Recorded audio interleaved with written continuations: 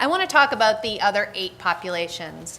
What have we learned over the last 8 years about supportive housing as an intervention for these groups? Is it working? And if not, how should we remedy that? And should we define, we talked about this a little bit offline as a panel, how should we be defining success? Is success the same for all 9 populations, or do we need to think about the individual groups and what it means? Housing retention may not be the be-all and end-all for all of them for 2 years. So hopefully, but I'd like to open that up for discussion.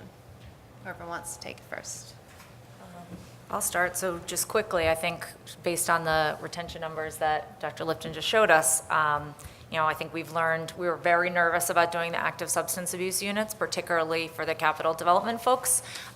We didn't really know how to go to a community board and say, oh no, they're still using. Yes, they are. And I think we've really seen that harm reduction works, and that's something that New York was not slow to adopt, but we were cautious to adopt, I would say, and that's been it's been really great to see that. On the flip side, I think we learned that major challenges of providing housing for young adults aging out of foster care, which was sort of the hot topic about 5 or 6 years ago. And I think we've gotten some, it's been a little bit sobering to see what a challenge that is. And we have a lot of work to do to figure out how to do that well. I would just say to that I think that, as Jessica said, that people remaining stably housed, and I think that is an important outcome measure, obviously, for supportive housing. But we don't have a lot of other measures in supportive housing to reflect what success is, and I think it puts us, I think it puts the supportive housing community at some risk because of that, because we get a lot of money really to provide the services, and people are there for a long time. And I think that what we do as a community is that we do a lot more than just keep people from returning to the shelter system. We're helping people to get jobs, and there are various indicators for the various populations I had mentioned earlier. So if you're working with a family, the main way of getting to the family's the kid's parents or parents, is through their kids. If you're helping their kids, they're going to work with you. And the one way that we work with the kids is to help them stay in school and do well in school. But we're not really showing that data anywhere. We're not really collecting it in a systematic way, and I think we should be doing a better job documenting and evaluating what supportive housing is doing beyond keeping people stably housed. We've been talking all day today about the story behind the data.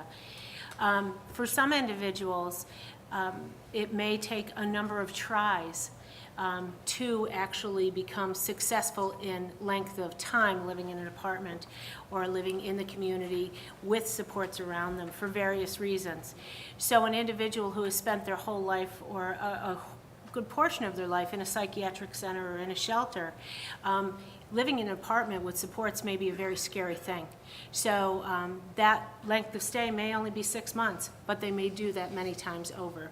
So again, looking at what the definition of success for each population is going to be important. The other piece is the youth. We're in the process of building a congregate residences, congregate buildings for the youth.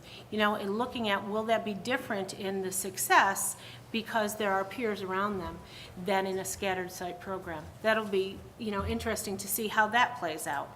I think we all have some theories about how it will work, but it'll be interesting to take a step back and look at that. A lot of it, I think, is we're taking a step back and looking and saying, what did we think happened versus what happened, and why did it all happen?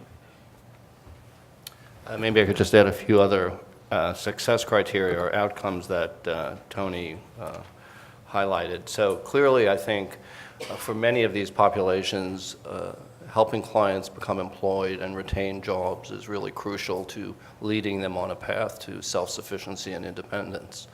I think for the substance abusing populations, it's important to look at reducing their use of substances and ultimately helping them to become clean and sober and self-sufficient. I think for the family populations, family reunification can be an important outcome. And the other thing for all of these populations, in addition to residential stability and decrease in hospitalizations, I think should be examining better health outcomes and a reduction in their utilization of high-cost Medicaid services. Do we think that the current contracts are designed in a way that allows for the different services for the different populations? And do we need to do more training as a community? I'm sort of looking at Tony because he brought up families. Does the model and the contracts that we've had, does it fit these other populations? You know, I'm largely positive about that. I think Right. that if there's something among the populations, I think that there's a commonality of need to some extent. So you are going to see people, no matter what category they come from, they're going to be, they're all struggling with poverty. They're all struggling with employment issues or could be substance abuse, health problems, mental health problems, and so there's something. I mean, when we make these various dichotomies of the populations,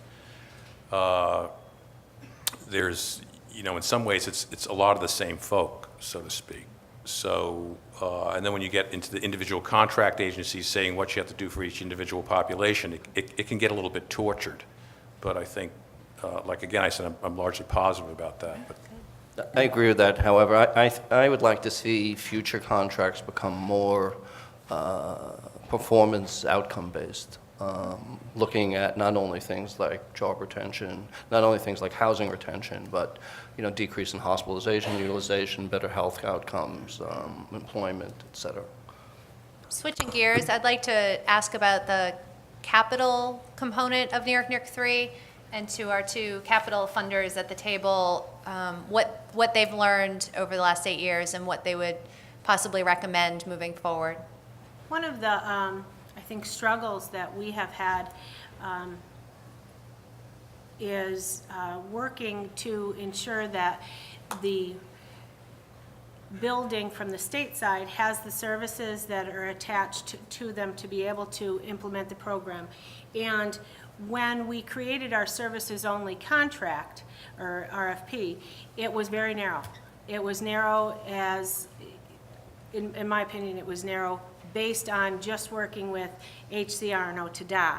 HCR and OTDA, unfortunately, were not given extra funding to build the programs that they needed, the buildings they needed to build. Therefore, it had to work within the confines of their funds. Whereas we'd love to be able to share our services funds with HPD, but it doesn't allow for that. So I think that in hindsight, had we had more flexibility, we'd be able to move these services into actual capital projects more readily right now. I think on the HPD end, it's been very positive to have this sort of consistent plan moving forward. As I said in the opening remarks, it's been a really amazing driving force for HPD, and so we're forced to figure out a way to fund X number of units regardless of what else is going on, and it's been great to see how we've been able to continue to keep that commitment, and we've done it in some interesting ways. This week we closed on our first inclusionary supportive housing project, something we never would have done had we not had targets, which my budget was unable to meet. HDC and HFA have really stepped up to using bond financing, and some of the banks who are represented here today have started putting in real debt into projects, which if there's been a silver lining to some of the budget downturn, we've been able to get a lot of new people in the game in supportive housing and kind of spread out into the generic affordable housing world in terms of financing things in interesting ways. So that's been really good. The flip side of that is that now that we're winding down, somebody who comes to me today with a proposal, we really don't know who we're building for or what we're building for. So it's unfortunate at this moment where we've created all kinds of interesting new models to, I worry that we're going to lose that momentum if we don't know where we're headed moving forward. So that's tough. I also think we need to get back to our roots a little bit, looking at supportive housing as a cost-saving measure. So we've always said that we do supportive housing not just because it's the right thing to do, but also because it actually saves money. That's always been true, and we've demonstrated that over and over again, but it's not true irregardless of cost, right? That's the whole point. So we have to really take a look to see what's the tipping point in terms of capital costs and what's the tipping point in terms of social services costs to keep ourselves focused on reducing costs for people as opposed to just expanding and expanding, so. I'd like to also add, one of the positive things that has happened in the last year is the MRT funds supporting HCR and those units being targeted for individuals who are New York 3. So we have a number of capital projects that we're working with HCR on to develop right now, HFA. One of the questions we discussed as a panel over the last couple of weeks is sort of now what? We're talking about how we need to do more units, but we also should be talking about how do we manage these units. We now have 6,000 units or so up and running. The majority are now in the pipeline. How do we best utilize these 9,000 units? Because at the end of the day, we still have 57,000 homeless people in the city, and we can't possibly build these units any faster. So with that, I'd just like to open it up for thoughts about how to best manage them moving forward. I think as a development community, we're about to enter a phase where New York 3 is really in the kind of the asset management stage, where we're going to have 6,200 New York units that are out on the street and buildings in all 5 boroughs, and we need to start looking in terms of people moving through the system. Is it this natural tension between, is it a good thing if someone lives in supportive housing for the rest of their life versus are we trying to move people out and kind of create a vacancy for the next person who needs it more? Also, I think one of the reasons why we all stayed so focused on New York 3 is because we really didn't tinker with the agreement throughout the 8 years of its history. Going forward, we have X number of units in each of these different categories. That's going to be, at the moment, we're treating that as being kind of given by God forever, that there's X number of population G and X number of population H, and we might want to take a look at doing that based on need rather than based on, this chart that we all have been living by this whole time. Well, as you can see from the presentation, the number of applications we're getting is enormous. 22,000 last year, of which 30%, almost 30% were approved for one of the 9 target populations. So clearly, there's plenty of continuing need for those 9,000 units for whichever of the 9 target populations we, believe it's most effective for. I do think we need to try and use this very rich resource as effectively as possible and make sure that when units become vacant, they get filled as expeditiously as possible. I think we need to figure out how these 9,000 units are going to, and these supportive housing providers overseeing these 9,000 units are going to work with the whole health home initiative. I think that's a big unanswered question, not only for these supportive housing units, but for all supportive housing units. And once again, just to reiterate what Tony was saying, I think we also need to perhaps begin to focus on other outcomes besides just residential stability and prevention of homelessness and prevention of hospitalizations, so that we could make sure we're getting a robust set of positive outcomes for the youth, families, and individuals that will lead them on a course to self-sufficiency and independence.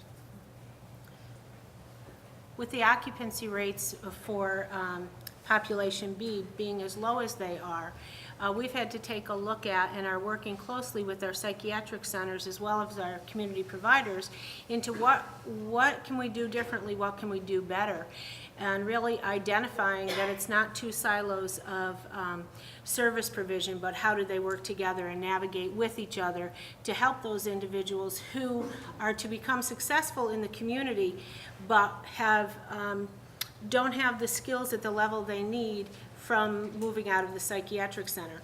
So we're starting programs such as moving on programs within the psychiatric centers, having individuals do in-reach right onto the units to start talking about what is it going to be like, what are your needs, and how do we help you establish those needs. Bridger programs, more peer programs, but also really an understanding of the fact that this is a rich resource that can't be left vacant. And we continue to stress that, and we'll continue to work collaboratively both on a hospital-based and a community-based venue. And just to follow up on that, so Moira's talking about kind of the tenant's readiness to move into a vacant unit and the tenant's readiness to be able to live independently and stay in that unit. The flip side of that we've been working on is kind of the system's readiness, the agency's readiness to make sure that we are ready with a tenant who can fill that unit when vacancies become available. Nicole and I spent a couple weeks ago, spent a few days in Chicago. HUD and Community Solutions invited us to something called Rapid Results Boot Camp, where we all kind of rolled up our sleeves and got together, and everyone walked through what their piece of the process was, moving somebody into a New York unit. So everybody came kind of very optimistic and talked about their great expedited 4 to 6 week process. But there was 15 of us. So we all went around the room and talked about our own 4 to 6 week process and our very short checklist, and our, we're trying to keep it to 4, but sometimes it drags to 6. But those are all sequential processes. So when we added up all the days, it looked like to get someone into a New York unit, and I cannot believe I'm saying this out loud in front of all of you, it was 314 days and 26 steps in the process. So the next thing that we're embarking on is bringing all those agencies back together and trying to figure out where we can streamline those days, where maybe not every single thing on the checklist is necessary. Do I need 4 forms of ID? Is 2 enough? And then just trying to go back to all of the agencies that govern these processes and see whether or not there's places where we can tweak and kind of push people through the system a little quicker. And really with the recognition that while we're working through all this paperwork, which is legitimate and important, and it's critical for us to track who's coming in and out of these units, at the same time, the clock is ticking at $100 a day in shelter while we're going through that. So, Jessica and I had this conversation a few days ago about when I heard that number was pretty startling. And CCS also does street outreach in North Manhattan. I'm wondering if there couldn't be some presumptive eligibility for some categories of people. I mean, if you've been on the street for 4 years and you've been in and out of psychiatric hospitals and so on and so forth, it might be like not necessary to go through a lot of hoops.